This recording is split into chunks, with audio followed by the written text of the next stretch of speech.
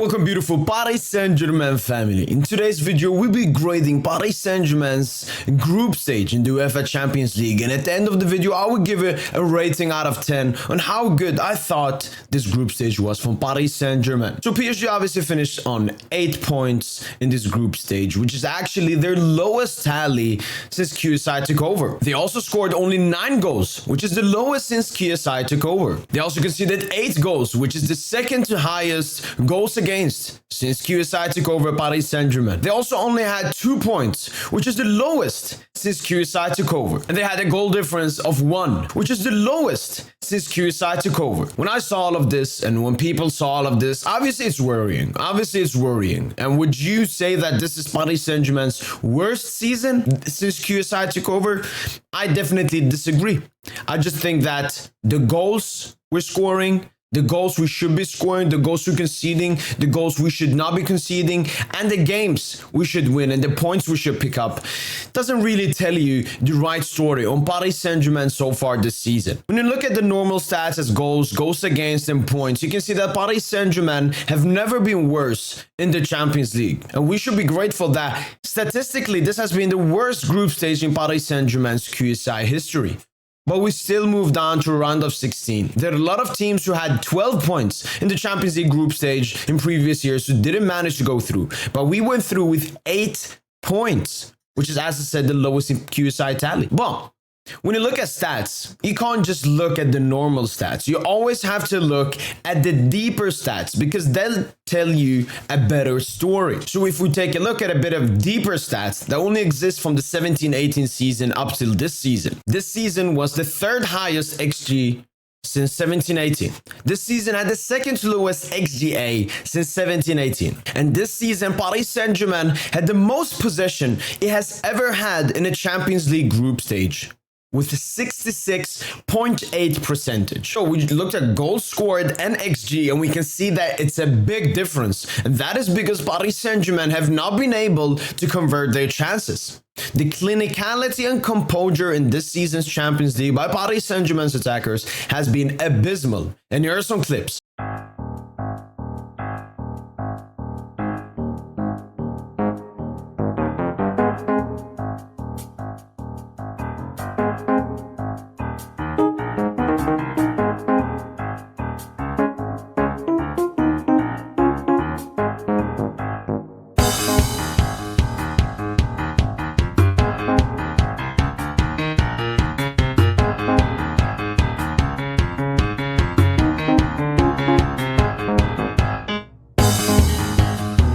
When it comes to Bradley Barcola, Randal Colomwani, Osman Dembele, you can all use the excuse, this is a new club, new league, new city, new pressure, everything. The only player I have absolutely no excuses for is Kylian Mbappe, who's ended this group stage with only 1 non-penalty goal, which is abysmal for a player of his standards and caliber.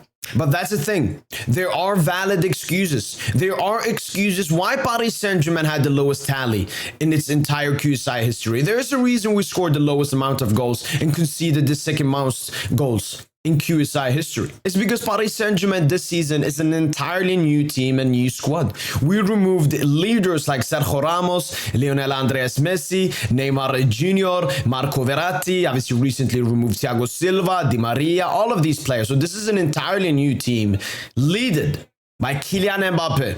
And so far it's not been the best, but it will only be better because Paris Saint-Germain have the lowest average age in the Champions League this season, which is very surprising. This has never been a stat that you think of Paris Saint-Germain, but that is true. Look at our squad.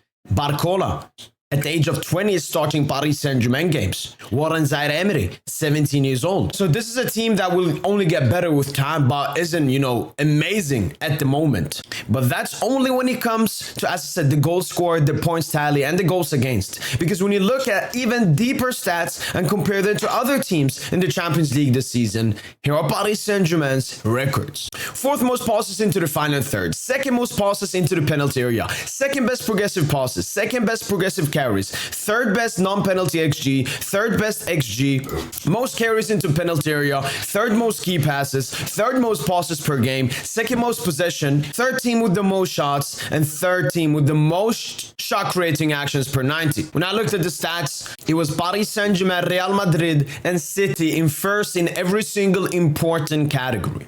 They have so far been the three best teams in the Champions League. Real Madrid and Manchester City finished on 18 points, winning all of their games in the Champions League group stage, whilst Paris Saint-Germain got 8 points. That just tells you how much we've been underperforming when every single other thing we're as good as the City and the Real Madrid. And that's when it comes to attacking wise. When we even look at defensively, as I said, this is the second to lowest XG goals against. The second lowest since 17-18 when there's these deep stats were started to be calculated, which shows that we've been great defensively and great offensively. We create a lot of chances, which is good offensively, and we don't concede that many chances defensively. But when you take a bit deeper look into the goals that we conceded this season, it's absolutely embarrassing. Marquinhos here with, I don't really know what he's doing. Disgusting pass. Newcastle intercept, Isak takes the shot, Almiron scores the rebound. Again here, Newcastle have a free kick. Dona makes a great save. PSG players frozen. Absolutely frozen for the Newcastle players to recover the ball and cross it in.